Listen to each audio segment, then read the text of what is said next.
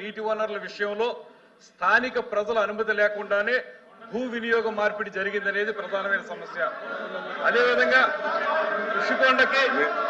ఋషికొండకి అపారమైన నష్టం కలిగించారండి. ఇక్కడ అధ్యక్ష విశాఖపట్నం ఋషికొండ బీచ్ అనేది అది పూర్తిగా మనకి బ్లూ ఫ్లాగ్ బీచ్ అధ్యక్ష.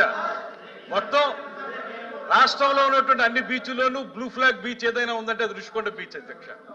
ఆ బీచ్ లో ఏ ఉద్దేశంతో అయితే దీన్ని ప్రారంభించారో ఏం చెప్పారంటే, అంతకుముందు అక్కడ 58 గదులతోటి ఒక అద్భుతమైనటువంటి రిసార్ట్ ఉండేది, హరిత రిసార్ట్ మనకి ఆంధ్రప్రదేశ్ లో ఉన్నటువంటి అన్ని రిసార్ట్స్ కంటే కూడా బెటర్ ఇన్కమ్ ఇచ్చినటువంటి రిసార్ట్స్. ఒక సంవత్సరంలో 7 కోట్ల నుంచి 16 కోట్ల వరకు ఆదాయం ఇచ్చినటువంటి రిసార్ట్స్ అవి డిమాలిష్ చేశారు. అన్ని అద్భుతంగా ఉండగానే అవి డిమాలిష్ చేసేటప్పుడు వారు చెప్పిన మాట ఏంటంటే, ఇంతకంటే అద్భుతమైన రిసార్ట్స్ కడతాం, ఇంతకంటే ఎక్కువ మందికి ఉపయోగంలోకి తీసుకొస్తామని చెప్పి అక్కడ వారు కట్టింది ఈ ప్యాలెస్. అందులో ఉంది, చదువుకోండి. ఇవాళ అక్కడ గజెట్ లో ఉందో అవన్నీ చదువుకోండి.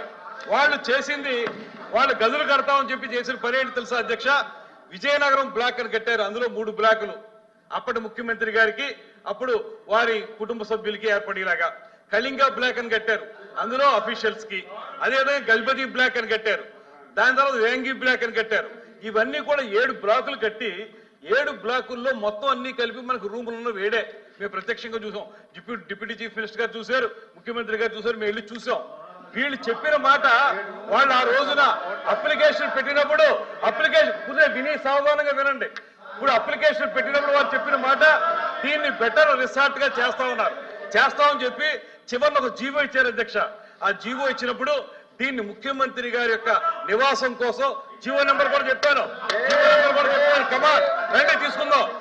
జీవో నెంబర్ లో చెప్పింది ముఖ్యమంత్రి గారికి నివాసం కోసం, క్యాంప్ ఆఫీస్ కోసం కట్టుకుంటామని చెప్పారు. అదేవిధంగా మంత్రులు ఎవరైనా అక్కడికి వచ్చినప్పుడు ఉండడానికి కడతామని చెప్పారు. వచ్చిన ఒరిజినల్ అప్లికేషన్ లో ఏం చెప్పారు?